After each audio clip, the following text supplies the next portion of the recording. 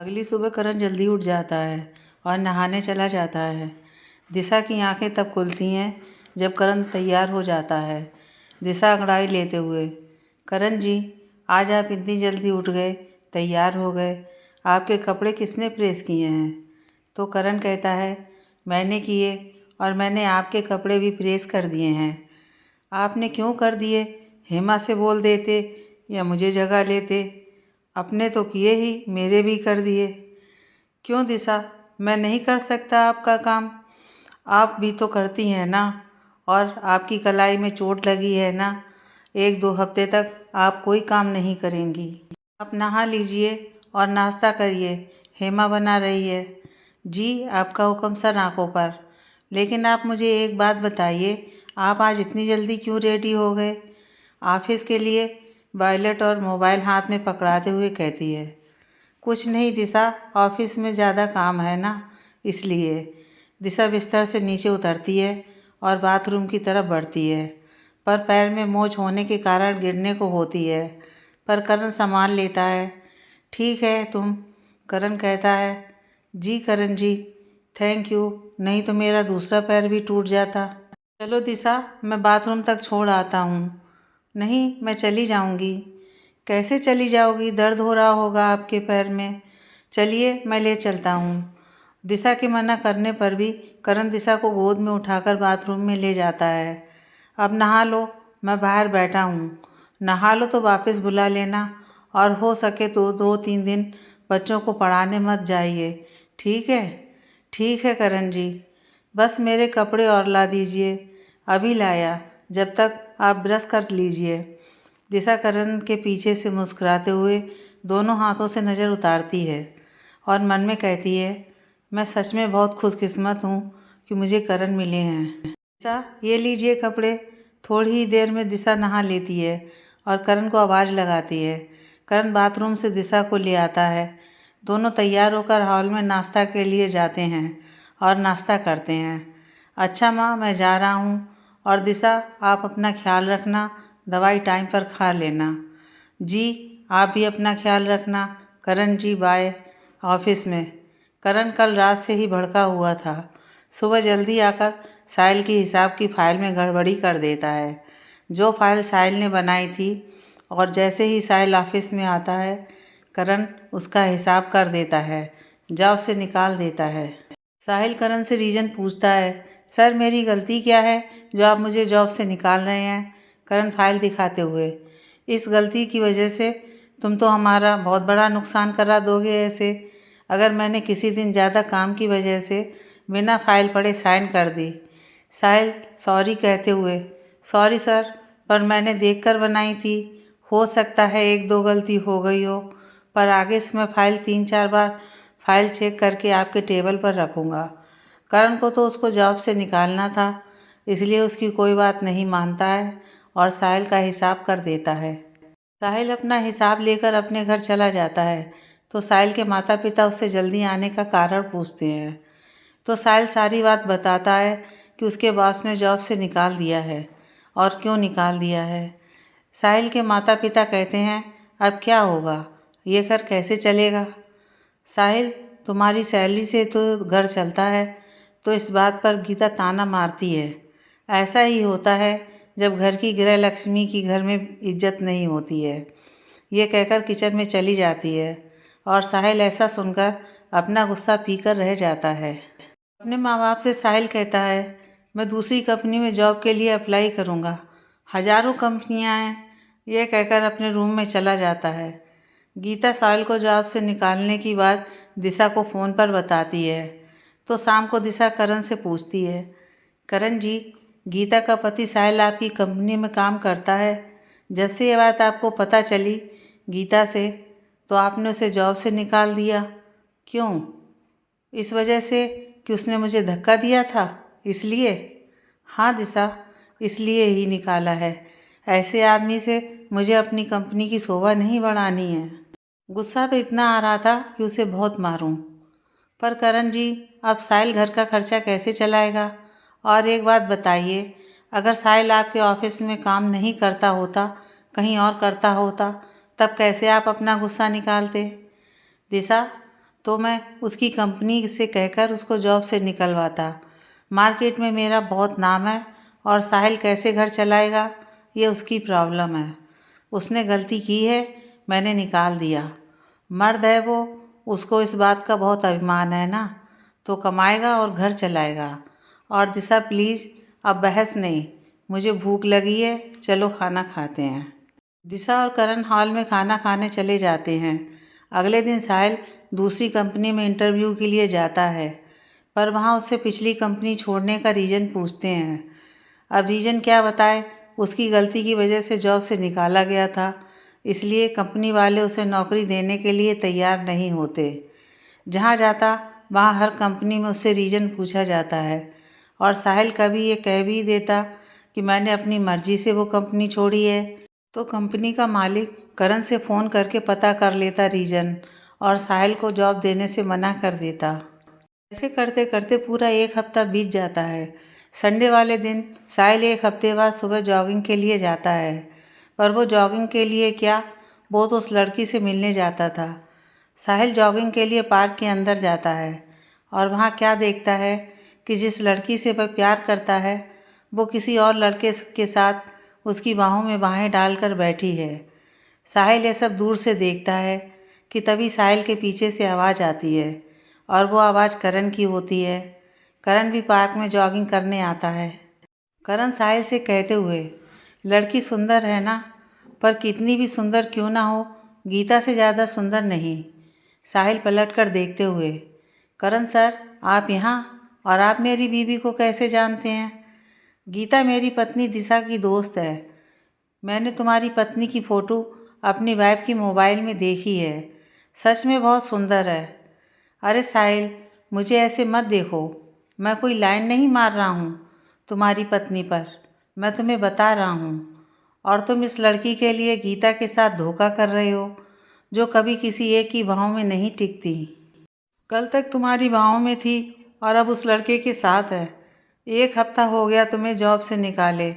ज़रा बताना, इस लड़की ने तुम्हें कितने कॉल किए और गीता ने तुम्हारे साथ कैसा बर्ताव किया?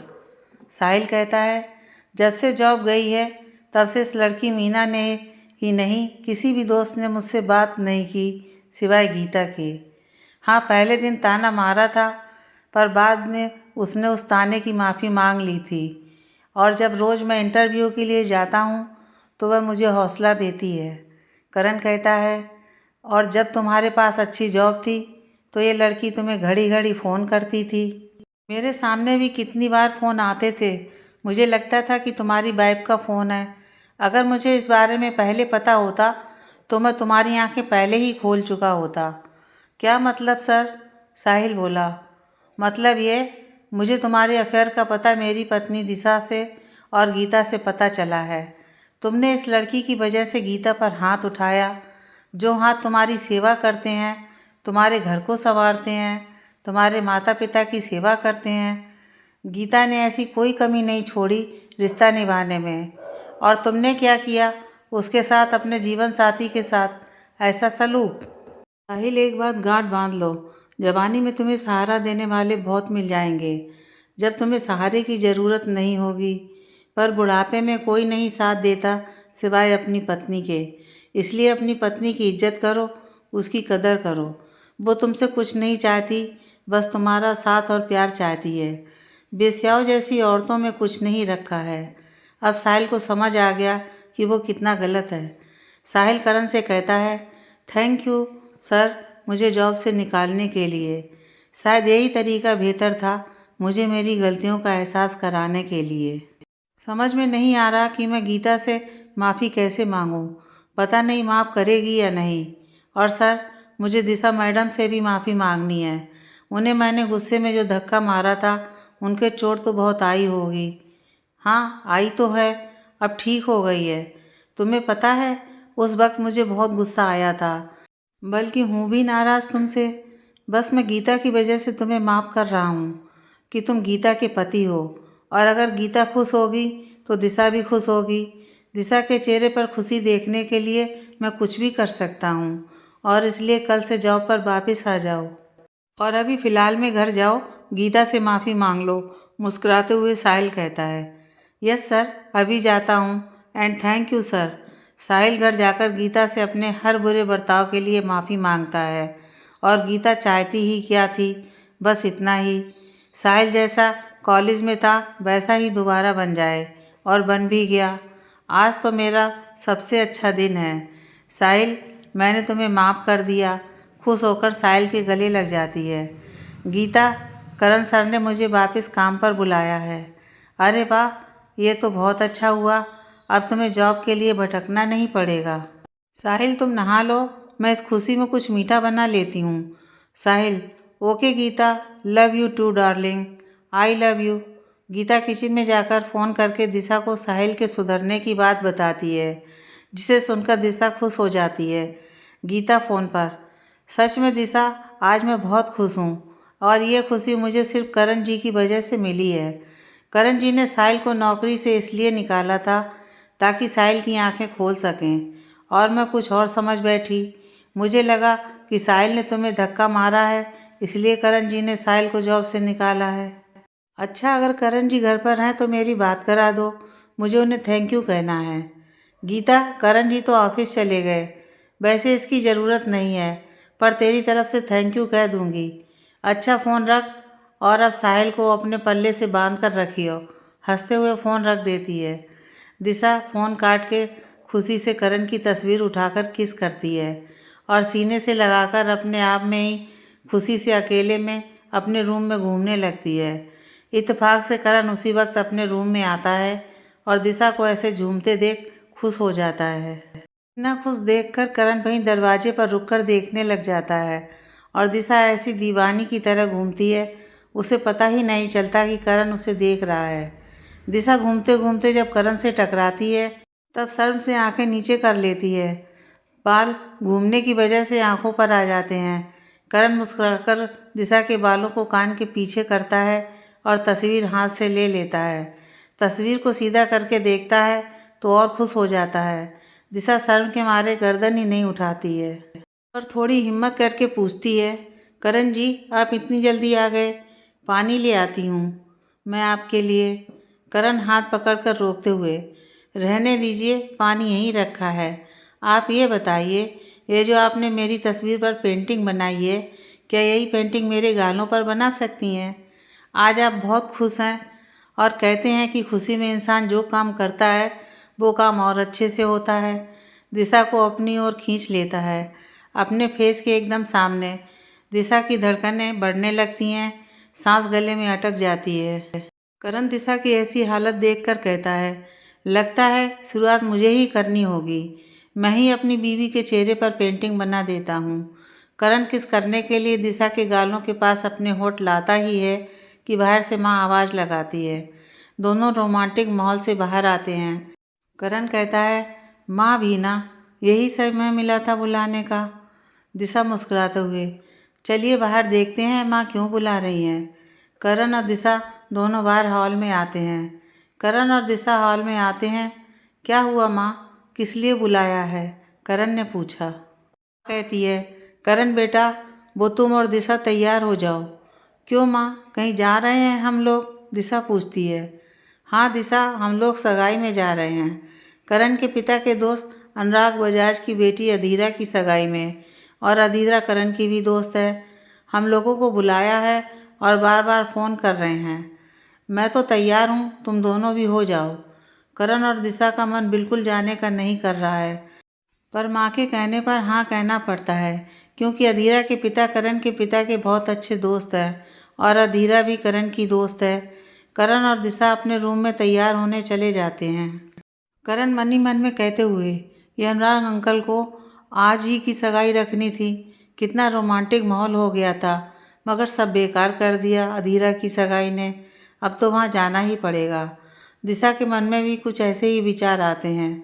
अलमारी से कपड़े निकालकर करण को देते हुए, करण जी, आप बाथरूम में कपड़े चेंज कर लीजिए, मैं रूम में रहकर कर लेती हूँ। करण को कौन सा कोट पैंट पहनने में टाइम लगने वाला था।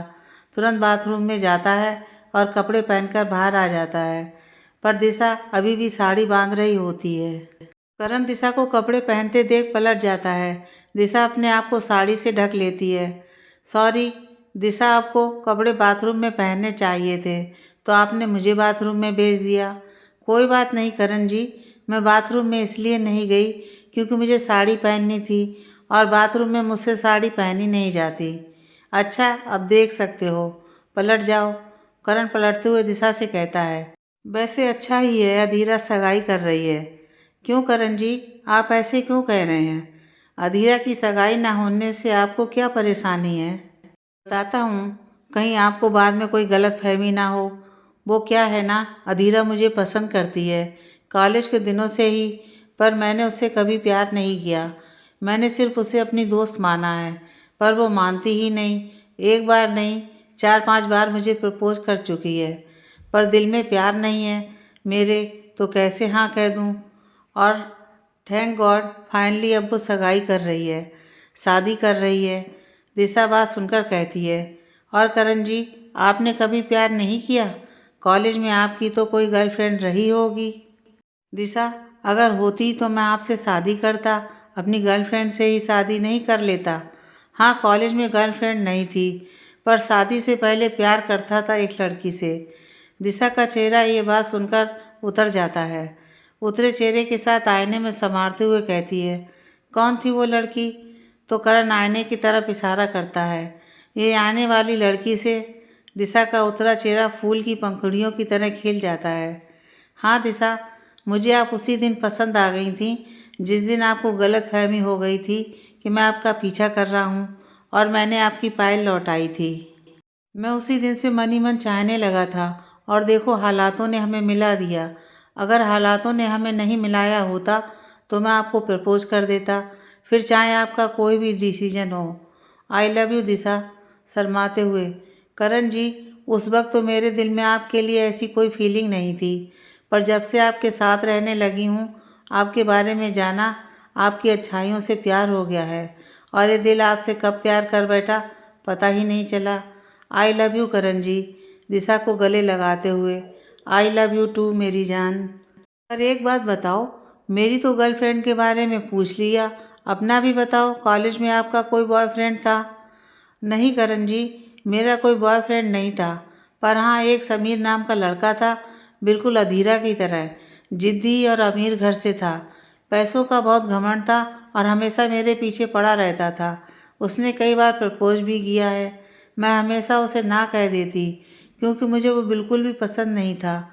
मेरी गरीबी का हमेशा मजाक उड़ाया करता था और कहता था, मुझसे शादी कर लो, रानी बना के रखूँगा।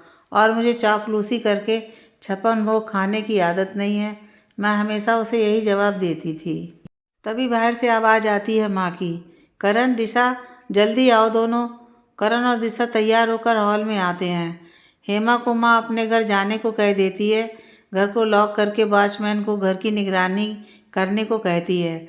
फिर तीनों अधीरा के घर के लिए निकल जाते हैं। करण ड्राइवर को अपने घर जाने को कह देता है और खुद कार ड्राइव करता है। दिशा को कह अपनी बगल वाली सीट पर बैठाता है और माँ पीछे सीट पर बैठ जाती हैं। कुछ ही देर में पहुंच जाते हैं अनुराग बजाज के घर के सामने। करण अपनी कार रोकता है। करण अपनी कार पार्क करता है, फिर तीनों साथ में अंदर घर जाते हैं। लोगों की चहल पहल से पूरा घर भरा हुआ है। एक से बढ़कर एक रईस वहाँ आते हैं। वेटर लगा रखे होते हैं। मेहमानों को खाने पीने की चीज़ों को सर्व करने के लिए अनुराग की नज़र करण पर पड़ती है और करण के पास आता है। अनुराग पास आते हुए कहता है, नमस्ते भाभी जी। नमस्ते भाई साहब, करण की माँ भी जवाब में कहती हैं। करण और दिशा भी अनुराग को नमस्ते कहते हैं। अरे अंकल, अधीरा कहाँ है, दिख नहीं रही है, बुला लीजिए। और कौन है वो खुशनसीब लड़का जिसे अधीरा ने पसंद किया है? अभी मिलवाते हैं करण बेटे, आवाज़ लगाते हुए। अधीरा, समीर, इधर आओ। दिशा दूर से आते देखकर पहचान जाती है, ये तो वही समीर है जो कॉलेज में दिशा के पीछे पड़ा था, और करण को बताती है, करण जी, यही वो समीर है जो कॉलेज में मेरे पीछे पड़ा था। अधीरा को ये लड़का पसंद आया है। करण कहता है, जाने दो दिशा, जैसी वो है वैसा ही लड़का अपने लिए पसंद किया है, हमें क्या, तुम कुछ मत बोलना। अधीरा और समीर पास आते हैं। अनुराग सबका इंट्रोडक्शन करवाता है। समीर और अधीरा करण की माँ को नमस्ते कहते हैं। करण समीर से हाथ मिलाकर अपना इंट्रोडक्शन देता है। Hello Sameer, my name is Karan Dikshit और यह है मेरी पत्नी दिशा करण दीक्षित। समीर भी हेलो करते हुए करण से हाथ मिलाता है और दिशा की तरफ अपना हाथ बढ़ाता है तो दिशा अपना हाथ पीछे करके सिर्फ नमस्ते कहती है। अधीरा अपने मन में कहती है दिशा से हाथ मिलाते हुए, इस 2 कौड़ी की लड़की में करण ने ऐसा क्या देख लिया जो इससे शादी कर ली। अनुराग ये सब देखकर कहता है, भाभी जी आपकी बहू पूरी इंडियन कल्चर वाली है, बड़ी ही संस्कारों वाली मालूम पड़ती है। जी भाई साहब, मैं बहुत खुशकिस्मत हूँ, नहीं तो आजकल कहाँ मिलती हैं दिशा जैसी सुलझी समझदार लड़की, भारतीय सभ्यता संस्कृत को महत्व देने वाली। अधीरा दिशा को देखकर मन ही मन जलती है और समीर करण को देखकर जलता है। वो दोनों आज भी यही चाहते हैं कि कैसे भी उनको अपनी पसंद मिल जाए, अधीरा को करण और समीर को दिशा। पर अब तो कैसे भी ये संभव नहीं है। अनुराग कहता है, अब सभी मेहमान आ गए हैं, अब सगाई की रस्म कर लेते हैं। अधीरा और समीर की सगाई होती है, सभी दोनों को बधाई देते हैं। म्यूजिक ऑन होता है, सभी कपल डांस करते हैं। समीर अधीरा डांस करते हुए करण और दिशा को देखते हैं, मन ही मन जलते भुनते हैं। दिशा डांस करते हुए, करण जी बस अब मैं थक गई हूँ। हाँ दिशा चलिए, वहाँ सोफे पर बैठते हैं। दोनों डांस छोड़कर साइड में आ जाते हैं कि तभी एक लड़की दिशा की साड़ी पर आइसक्रीम गिरा देती है। उस लड़की से दिशा कहती है, ये आपने क्या किया, मेरी पूरी साड़ी खराब कर दी। वो लड़की, आई एम सॉरी, मेरे हाथ से छूट गई। अच्छा कोई बात नहीं, हो जाता है, पर अब मैं क्या करूं? अधीरा देखकर पास आती है। दिशा आप जाकर गेस्ट रूम के बाथरूम में साड़ी साफ कर लो, नहीं तो दाग लग जाएगा, मैं ले चलती हूँ। अधीरा बाथरूम में दिखाते हुए, दिशा ये गेस्ट रूम है, अंदर चली जाओ, अंदर बाथरूम है, मैं नीचे जाऊँ, आप आ जाना। अधीरा जी आप जाइए, मैं आ जाऊँगी, ये कहकर अंदर चली जाती है और अधीरा नीचे पार्टी में चली जाती है।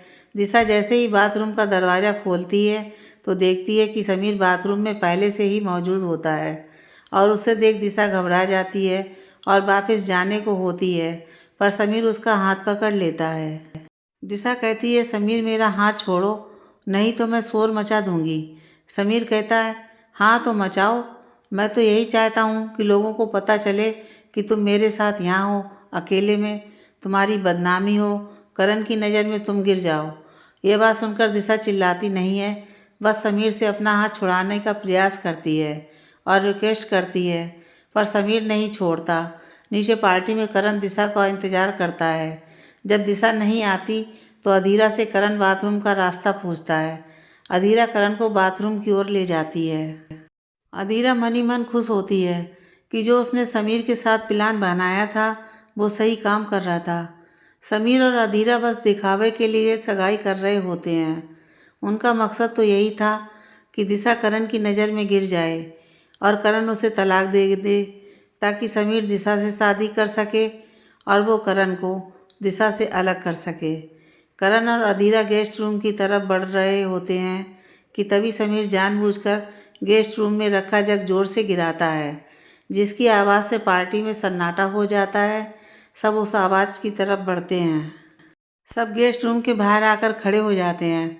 अधीरा दरवाज़ा खोलती है। करण के साथ साथ सभी दिशा को समीर के पास देखते हैं। समीर ने दिशा को दोनों हाथों से पकड़ा होता है और दरवाज़ा खुलते ही छोड़ देता है।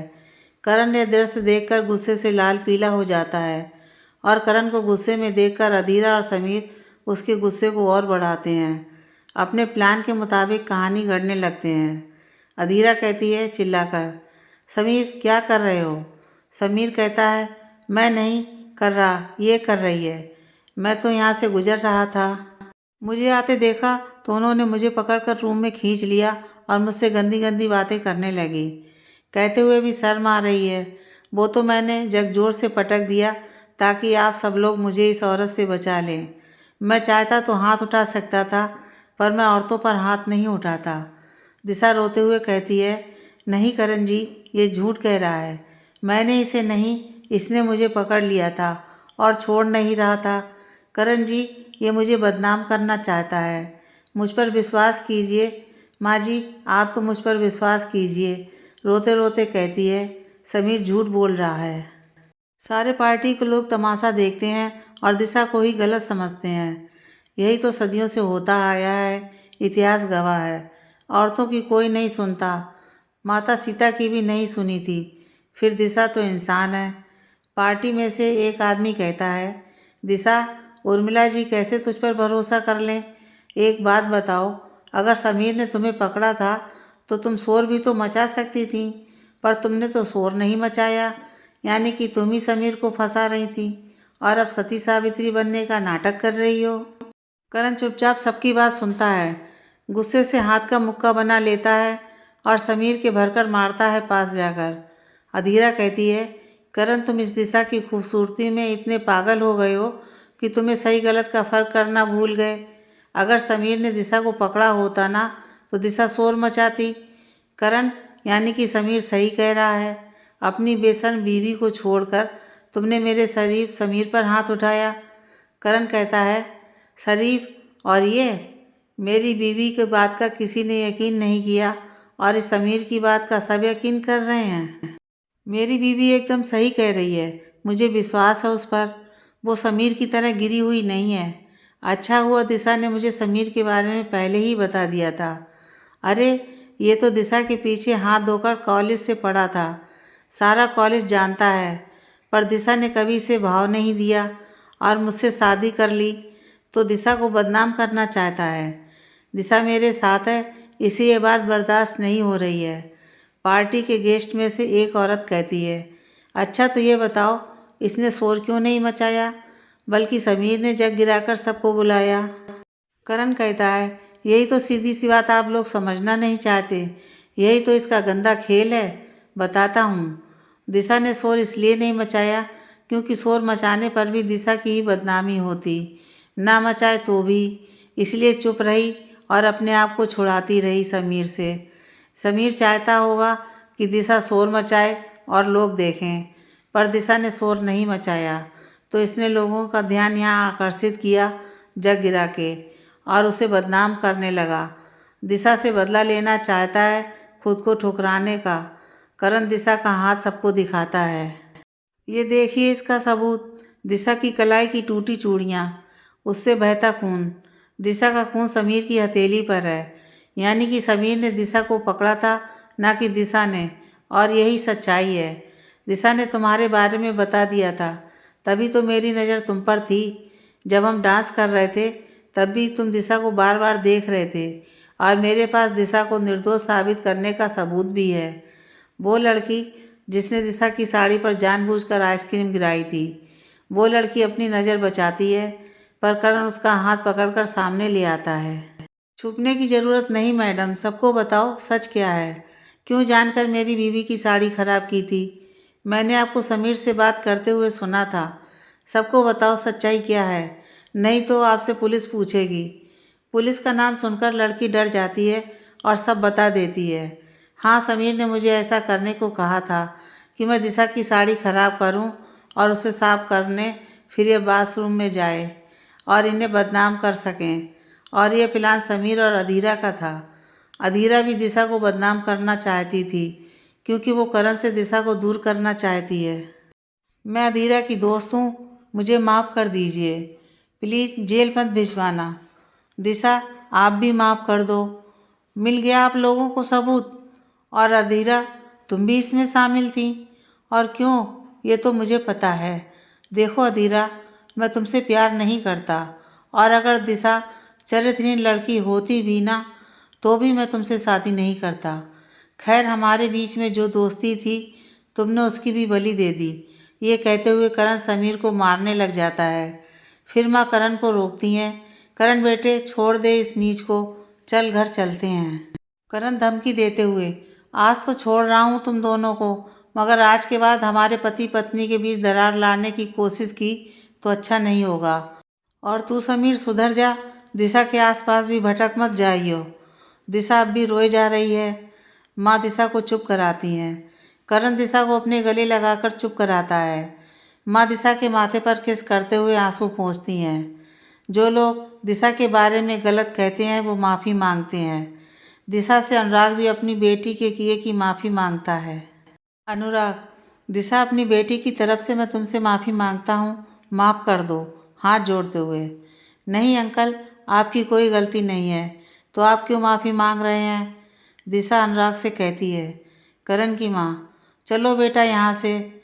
जी माँ, पर जाने से पहले इन सबको कुछ कहना चाहता हूँ। मेरा आप लोगों से इतना कहना है कि इतना भी नारी पर शक मत करो, नहीं तो एक दिन हर नारी सीता माता की तरह धरती में समा जाएगी। और अनुराग अंकल, हमें माफ़ कर दो, पर आज के बाद हम आपके किसी भी सुख या दुख में शामिल नहीं होंगे। अच्छा तमाशा बनाया है आपकी बेटी ने हमारा। और अधीरा, समीर, तुम लोग जो हम दोनों से करते हो वो प्यार नहीं है, क्योंकि प्यार तो त्याग को कहते हैं। जिससे हम प्यार करते हैं उसकी हमेशा खुशी चाहते हैं, ना कि उसको दुख देते हैं। उससे बदला लेकर उसको बदनाम करने की कोशिश करते हैं, जैसे तुम दोनों ने आज की है।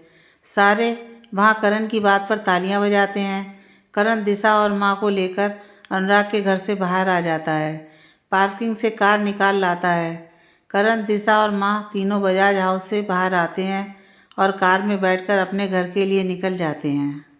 दिशा पर करण इतना भरोसा करता है, ये सोचते हुए दिशा खुशी के आंसू भरकर हल्की सी मुस्कुराकर करण को देखती है। तो करण उसका मूड ठीक करने के लिए कहता है, धीरे से दिशा से कहता है, मुझे ऐसे मत देखो, माँ बैठी हैं पीछे। रोमांटिक होना है, घर पर अपने रूम में होना। दिशा एकदम हंस देती है, जिसे देख करण भी मुस्कुरा देता है। थोड़ी देर में घर आ जाता है। घर का लॉक खोलकर अंदर चले जाते हैं। अच्छा करण, दिशा, जाकर सो जाओ, गुड नाइट। आज जो हुआ उसे भूल जाओ। जाओ, आने वाले कल के बारे में सोचो। ठीक है। करण दिशा की कलाई पर पट्टी बांध देना। जी माँ, गुड नाइट। करण और दिशा अपने रूम में चले जाते हैं। करण दिशा की कलाई पर पट्टी बांधकर फर्स्ट एड बॉक्स अपनी जगह रखकर कपड़े बदलने बाथरूम जाता है कि दिशा रोते हुए करण को पीछे से बाहों में भर लेती है। करण पलटकर दिशा को चुप कराता है। दिशा, क्या कर रही है? प्लीज़ भूल जाओ। आप रोती हो तो मुझे बिल्कुल अच्छा नहीं लगता। रोना बंद करो। मैं रो नहीं रही हूँ, ये तो खुशी के आंसू हैं। मैं दुनिया की सबसे खुशकिस्मत औरत हूँ जो मुझे आप मिले हो। बस कहीं ना कहीं डर लग रहा है कि समीर और अधीरा फिर ऐसा कोई गंदा खेल ना खेल दें हमारे साथ। हम दोनों के बीच दीवार ना पैदा करने की कोशिश करें। दिशा के गालों पर हाथ रखते हुए। दिशा, मुझे नहीं लगता कि अब वो लोग ऐसा करने की दोबारा सोचेंगे भी। और अगर ऐसा सोचा भी तो क्या, हमारा प्यार विश्वास की नींव पर टिका हुआ है जिसे कोई नहीं तोड़ सकता। माथे पर दिशा के किस करते हुए। ओके, खुश होकर। जी Karan ji, I love you. Karan, I love you too. एक कपल डांस हो जाए। करण दिशा के सामने अपना हाथ आगे करता है डांस के लिए। तभी दिशा की नज़र करण के हाथ पर पड़ती है। पूछती है, करण जी, आपके हाथ की घड़ी कहाँ है? अभी मेरे सामने तो घड़ी उतारी नहीं। करण हाथ देखते हुए, लगता है भाई अनुराग अंकल के घर गिर गई है, कल जाकर ले आऊँगा। अभी फ़िलहाल में डांस कीजिए। दोनों साथ में कपल डांस करते हैं। डांस करते हुए एक दूसरे की आंखों में खो जाते हैं। आंखों में खोते हुए एक दूसरे की बाहों में सो जाते हैं। सुबह दिशा की आंख खुलती है, नहा धोकर पूजा करती है, फिर किचन में नाश्ता बनाने पहुंच जाती है। हेमा पास में आती है दिशा के। मेम साहब लाइए, चाय दे आऊँ साहब को? नहीं हेमा, तुम और काम कर लो, मैं जा रही हूँ, करण जी के कपड़े भी प्रेस करने हैं। ये कहकर दिशा करण के लिए चाय ले जाती है। करण अभी भी सो रहा होता है। करण जी, उठ जाइए, सुबह हो गई है।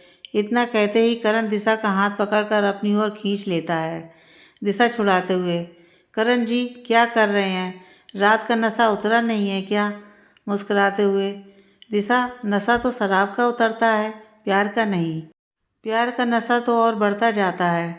करण जी, दरवाज़ा खुला हुआ है, कोई कमरे में आ जाएगा, मैं लगा कर आती हूँ। दिशा जाकर रूम का दरवाज़ा बंद कर वापस करण के पास आती है। अभी बेड पर बैठी ही होती है कि दरवाजे पर खटखट होने लगती है। करण आंख बंद करके मजाक में गुस्सा होते हुए, अब कौन प्यार का नया दुश्मन आ गया है? दिशा कहती है, करण जी, आप क्या कह रहे हैं? क्या मालूम माँ हो, ऐसा बोलोगे? मैं देख कर आती हूँ बाहर रूम में। हेमा आवाज़ लगाती है। बताती है कि मेम साहब आप और साहब बाहर आ जाइए, घर में पुलिस आई है। करण और दिशा पुलिस का नाम सुनकर घबरा जाते हैं। दोनों बाहर आते हैं। एक तरफ माँ, दूसरी तरफ सभी नौकर लाइन में खड़े हुए होते हैं।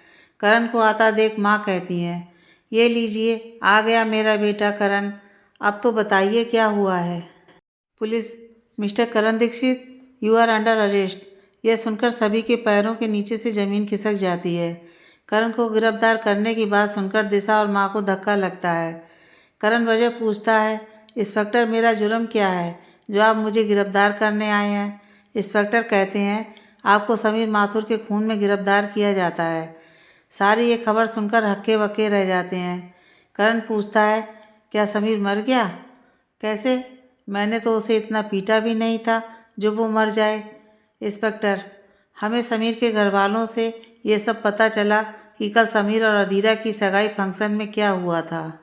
वहाँ समीर को मार पीट कर आपका गुस्सा ठंडा नहीं हुआ तो आपने उसे दोबारा मारा समीर के दूसरे बंगले पर जाकर, और इतना मारा कि वो मर गया।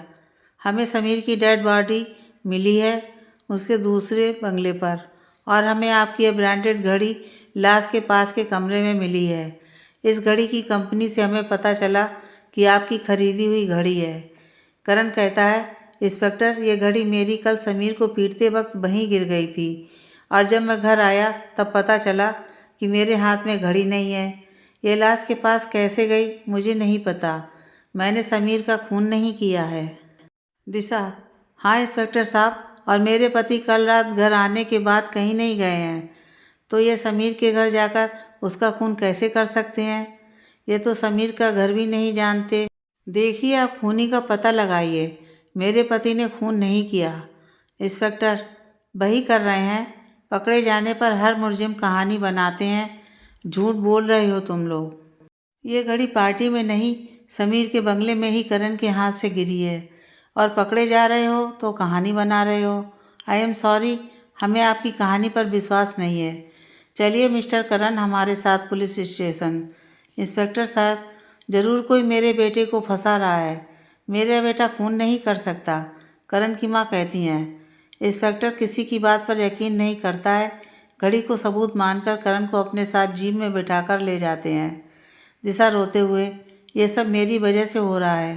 पता नहीं कौन सी अशुभ घड़ी थी जब मैं समीर से टकराई थी कॉलेज में। मरने के बाद भी पीछा नहीं छोड़ रहा। माँ दिशा को चुप कराते हुए, नहीं दिशा, तुम्हें अपने ऊपर कुछ लेने की ज़रूरत नहीं है। कल करण ने जो किया वो एक पति होने के नाते किया। तुम्हारे मान सम्मान की रक्षा करना उसका धर्म था। पर बुरा तो यह हुआ कि समीर के दुश्मन को मौका मिल गया उसे रास्ते से हटाने का। समीर के दुश्मन ने समीर को मारा और इल्ज़ाम करण पर लगा दिया। उसी के हाथ करण की घड़ी लग गई होगी। उसी ने घड़ी करण को फंसाने के लिए समीर की लाश पर फेंकी होगी। माँ की बात सुनकर दिशा अपने आंसू पोंछ के आत्मविश्वास के साथ खड़ी हो जाती है। हाँ माँ, और मैं उस इंसान का पता लगाकर करण जी को निर्दोष साबित करूँगी। समीर का दुश्मन भी पार्टी में कल मौजूद था। उसी के हाथ में करण जी की घड़ी लगी होगी। हमें पता करना होगा कि करण जी की घड़ी किसके हाथ लगी थी। इसके लिए मुझे अनुराग अंकल के घर जाना होगा। उन्हें ज़रूर पता होगा गेस्ट रूम में करण जी की घड़ी किसने उठाई। ठीक है दिशा, मैं भी चलूँगी। चलने के लिए उठती हैं माँ। उठते ही चक्कर खाकर बेहोश हो जाती हैं। दिशा ताजे पानी की माँ पर छींटे मारती है, तब माँ होश में आती हैं। हाँ अनुराग अंकल के घर मैं अकेले जा रही हूँ, आप यहीं आराम कीजिए, सभी नौकरों से कहती हैं। आप लोग सभी माँ के पास रहना, उनका ख्याल रखना, यहाँ तक कि ड्राइवर को भी घर में ही रहने को कहती हैं। कहीं अचानक तबीयत खराब हो जाए तो ड्राइवर अस्पताल तो ले जाएगा। यह कहकर दिशा दूसरी कार खुद चलाकर अधीरा के घर पहुंच जाती है। इत्तेफाक से घर का दरवाज़ा खुला रहता है। दिशा अंदर जाती है। वहाँ कोई नहीं होता है। ऊपर बस एक रूम खुला होता है। दिशा, लगता है अनुराग अंकल ऑफिस जा चुके हैं। घर में कोई नौकर भी दिखाई नहीं दे रहा है। ऊपर रूम का दरवाज़ा खुला हुआ है, वहाँ देखकर आते हैं। दिशा रूम की तरफ बढ़ती है। जैसे जैसे रूम की तरफ बढ़ती है उसको रूम में हो रही बात सुनाई देने लगती है जो अधीरा की होती है। दिशा रूम के बाहर पहुंच जाती है। दरवाज़ा खुला होने की वजह से दिशा बाहर ही रहकर उनकी बात सुनती है। चुपके से देखती है कि अधीरा किन्हीं दो आदमियों को नोटों की गड्डी दे रही होती है। दिशा को दाल में कुछ काला नज़र आता है, इसलिए दिशा तुरंत अपने मोबाइल में वीडियो बनाती है अधीरा की हर हरकत की। अधीरा कहती है उन दोनों आदमियों से, ये पकड़ो पैसे और भूल जाओ मुझे कि तुम लोग कभी मुझसे मिले थे और मैं तुम दोनों से कभी मिली थी। समीर की मौत का राज कभी खुलना नहीं चाहिए कि समीर का खून मैंने करवाया था तुम दोनों से। दिशा तो ये घड़ी किसके हाथ लगी ये पता करने आई थी। उसे तो पूरा पूरा करण को बेगुनाह साबित करने का मौका मिल जाता है। दिशा बिना समय गंवाए पुलिस को फ़ोन करके अधीरा के घर बुलाती है। साथ में सबूत के तौर पर बनाई हुई वीडियो भी सेंड कर देती है, जिससे करण की बेगुनाही साबित हो जाती है। करण पुलिस को लॉकअप से निकाल देती है। इंस्पेक्टर फ़ोन पर दिशा से कहता है, मैडम बहुत अच्छा काम किया, अब आप पहले अधीरा के घर से बाहर जाइए, हम लोग वहाँ आ रहे हैं। वहाँ आपका अकेले रुकना ठीक नहीं है। दिशा फ़ोन पर बात करते हुए, जी इंस्पेक्टर आप जल्दी आइए। दिशा फ़ोन पर बात करते हुए ही वापस मुड़ती है जाने के लिए कि तभी धोखे से उसका दरवाजे के पास रखे गुलदस्ते पर हाथ पड़ता है। गुलदस्ता नीचे गिर जाता है, ज़ोर से आवाज़ होती है। अधीरा और दोनों किलर बाहर आते हैं। दिशा फ़ोन को कान से हटा लेती है ताकि पुलिस वाले दूसरी ओर से बात सुन सकें। पुलिस वाले मोबाइल सुनते हुए जीप में बैठकर अधीरा के घर के लिए निकल जाते हैं। साथ में करण भी जीप में बैठकर आता है अपनी दिशा को बचाने। अधीरा दिशा को देखकर कहती है, दिशा तुम यहाँ क्या कर रही हो और हमारी बातें सुन रही थी, दोनों किलर को डांटते हुए। तुम दोनों घर में आए तो मेन डोर खुला छोड़ आए। नालायकों, अब ये पुलिस को जाकर बता देगी, पकड़ो उसे। दोनों किलर दिशा को पकड़ लेते हैं। दिशा, अधीरा मुझे सब पता चल गया, क्यों मारा तुमने समीर को, वो तो तुम्हारा साथ दे रहा था। और करण जी से प्यार करती हो ना, तो ये है तुम्हारा प्यार। समीर को मारकर करण जी को ही फंसा दिया। अधीरा गुस्से से, प्यार करती थी पर अब नफरत। कल उसकी वजह से मुझे सारे मेहमानों के सामने जलील होना पड़ा। मैं अपनी बेइज्जती का बदला लेना चाहती थी और समीर को मैंने ये बात बताई तो वो उल्टा मुझे ही समझाने लगा कि हम ही गलत हैं। हमें अब ऐसा नहीं करना चाहिए। समीर करण के नक्शे कदम पर चलना चाहता था तो मुझे गुस्सा आ गया। मैंने करण से बदला लेने की ठानी और यही तरीका मुझे ठीक लगा। समीर अपने घर जा रहा था तो मैंने उसके पीछे अपने ये दो आदमी लगा दिए। करण की घड़ी इन दोनों को दे दी ताकि समीर की लाश के पास करण की घड़ी फेंक दे और करण फंसे। मेरे आदमियों ने इतना मारा समीर को जब तक कि वो मर नहीं गया। कितना प्यार करती थी करण से, पर उसने मेरे प्यार को कभी नहीं समझा। दिशा, अधीरा तुमने कभी करण जी से प्यार किया ही नहीं, वो सिर्फ तुम्हारा पागलपन है। अधीरा पास जाते हुए, नहीं, मैंने करण से प्यार किया था पर उसने तुमसे शादी कर ली। अगर तुमने करण से शादी नहीं की होती ना तो मैं उसके साथ ज़बरदस्ती शादी कर लेती, पर तुमसे शादी करके तो मेरे लिए वो रास्ता भी बंद हो गया, सिर्फ तुम्हारी वजह से। अधीरा गुस्से और बौखलाए हुए दिशा को थप्पड़ ही थप्पड़ मारती चली जाती है। दिशा कुछ नहीं कर पाती क्योंकि वो अकेली होती है। जब तक पुलिस और करण आ जाते हैं, सीधे अधीरा के घर में घुस जाते हैं। अधीरा अब भी दिशा को मार रही होती है। दिशा पिटते हुए सीढ़ियों पर आ जाती है, वहाँ उसका पैर फिसलता है। करण गिरते देख दौड़ता हुआ बचाने जाता है और गिरने से बचा लेता है। दिशा को सीढ़ियों पर खड़ा करके अधीरा को जोर से थप्पड़ मारता है। करण, मुझे शर्म आती है कि तुम कभी मेरी अच्छी दोस्त हुआ करती थी। समीर सुधर गया था पर तुम नहीं सुधरी। इंस्पेक्टर, गिरफ्तार कर लो। तुम्हारे बारे में हमें सब पता चल गया। दिशा ने फ़ोन पर तुम्हारी वीडियो पुलिस को भेज दी थी। दोनों खूनी को और अधीरा को गिरफ्तार कर लिया जाता है। इंस्पेक्टर दिशा से कहता है, थैंक यू मैडम, खूनी को पकड़वाने के लिए। मिस्टर करण, अब आप अपने घर जा सकते हैं। करण, थैंक यू इंस्पेक्टर, चलो दिशा घर। ठीक हो तुम? हाँ करण जी, अब बिल्कुल ठीक हूँ, अब आप आ गए हो तो। और घर चलिए, माँ भी आपको देखकर ठीक हो जाएंगी। करण घबराते हुए पूछता है, क्यों, क्या हुआ माँ को?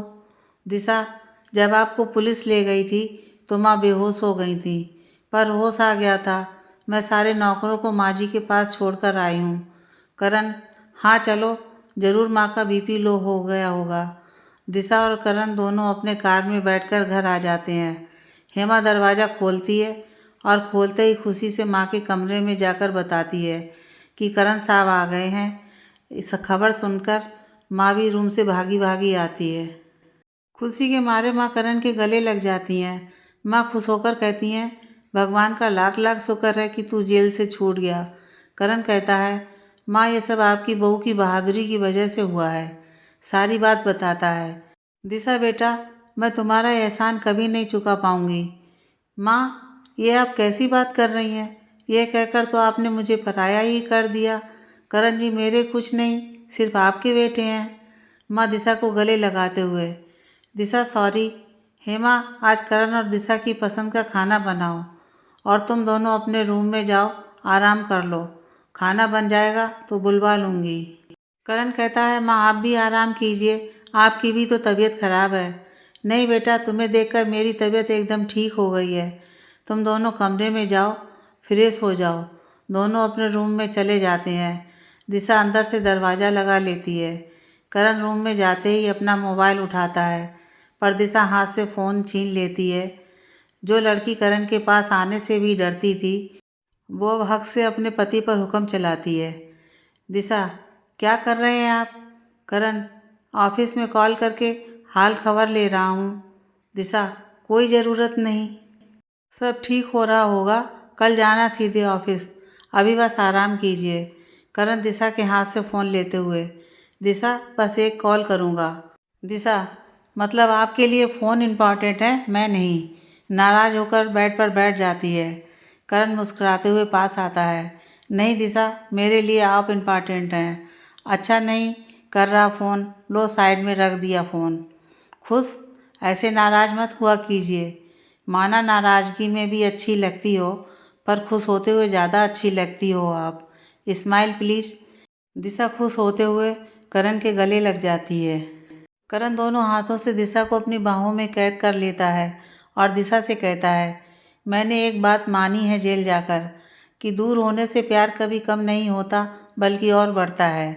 जब दिल में एक दूसरे के लिए विश्वास हो, और आज आपने जो मुझ पर विश्वास किया है, उसी के कारण मैं आज समीर के खून से बच पाया। समीर और अधीरा के जुनून का यही अंजाम होना था शायद। वादा करो दिशा, हम लोग हमेशा एक दूसरे पर ऐसे ही भरोसा करेंगे, चाहे कोई भी परिस्थिति हो। करण जी बिल्कुल, मैं वादा करती हूँ। और जब आपने कुछ किया ही नहीं था तो जेल जाएं आपके दुश्मन। हमें अधीरा और समीर जैसे लोग अलग कभी नहीं कर सकते, और ना कोई तूफान हमें अलग कर सकता है। ये कहते हुए करण के गाल पर प्यारी सी किस कर देती है।